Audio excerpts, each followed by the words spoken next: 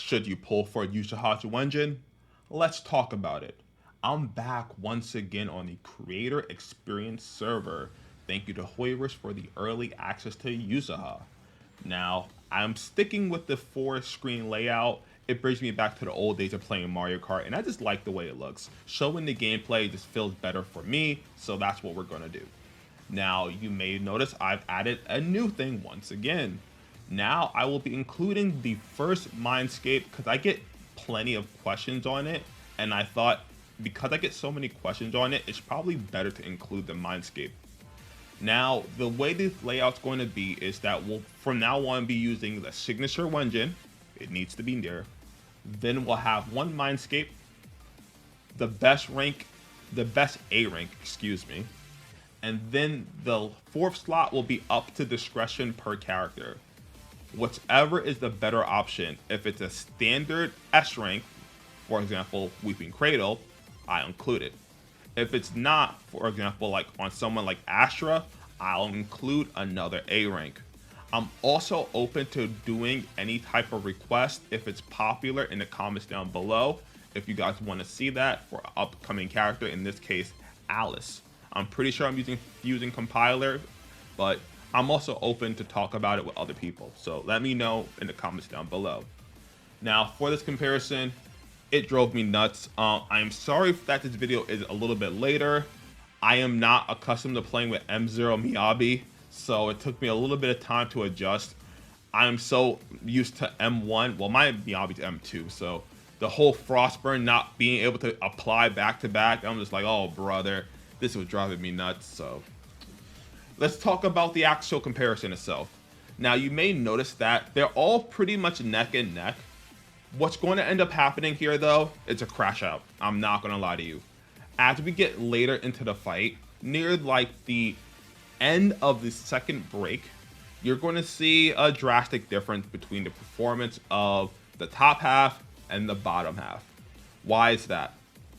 Simple. I go into these fights, if you notice very closely, with a predetermined plan.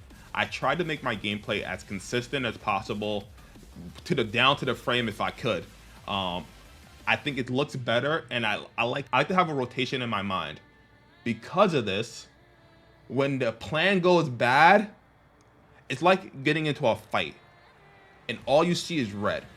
That's me when the boss is not dead, and I have to figure out on the fly, how am I going to kill the boss?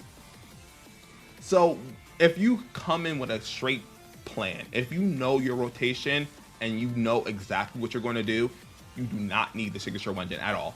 It's not even close. It's not even a thought. Not to mention that the Mindscape, is, as you can see, blew it out the water, right? If you're a player who is a little bit more sporadic, you don't really go in with a game plan, you don't follow a flow chart, that's where you might want to switch out and maybe get a little bit of an upgrade. And if you're going for an upgrade, you're going for the Mindscape. Kaboom the Cannon is fine. If you're anywhere competent in the game, you'll be fine. If you want to be a little bit above and beyond, that's where you want to grab the Mindscape.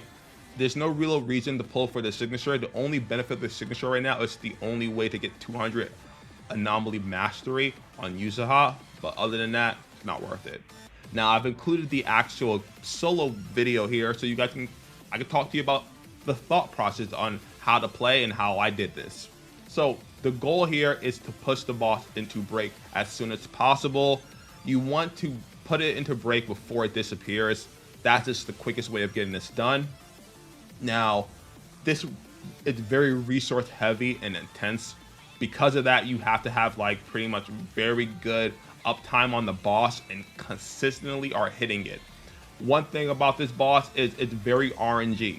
You can hit the perfect parry 10 times in a row at the same frame, and it will not always come out the same. It's very annoying because the placement of the boss, and sometimes it triggers the perfect parry on the clone and not the main body. It's a whole bunch of crap in this shit. I'm being honest with you, it drives me nuts. I hate this boss, but I keep doing it because all my characters are weak against it. So It drives me nuts, but that's my experience.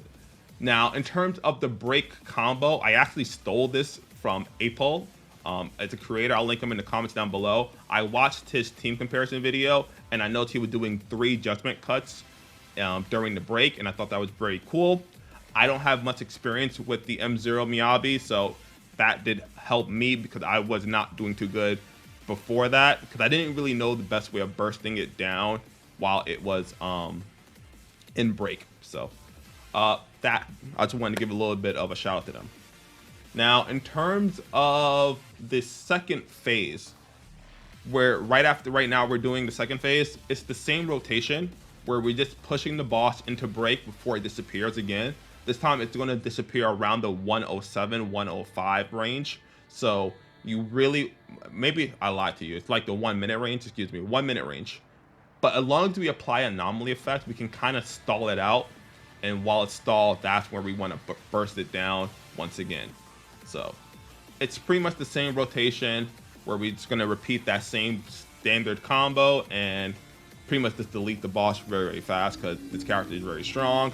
And Yuzuha just, I can't wait to pull for this character on my account. I'm waiting. I am juicy to get that beautiful damage boost for my M2 Miyabi. In terms of the signature, I pretty much talked about all of it. We're gonna go over to the build section. So the build, it's not the greatest, honestly speaking. I kind of just did whatever because I was short on time. So Miyabi's build is not optimal with the penetration ratio. She's just running a standard critical damage, critical rate, and attack. I have a lot of crit rate. I didn't care enough to fix it up. I know it's a lot of stuff I could have fixed, but it worked out. It did fine, good enough. It's not optimal. I don't care. Now Yanagi is M1. Why? Because this boss kept hitting me, and its clarity is very, very nice. If you don't know what Yanagi M1 does, is one, it gives her a little bit of anomaly proficiency with the stacks of clarity. Each time clarity is activated, it's from the anomaly effects. But what it does give her invulnerability, and I hate getting hit. That boss was driving me nuts, hitting me. So I tossed it on her because I got tired of getting hit.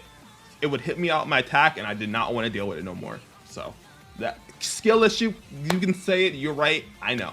Now for this video, I use M0 and M1 Yuzuha.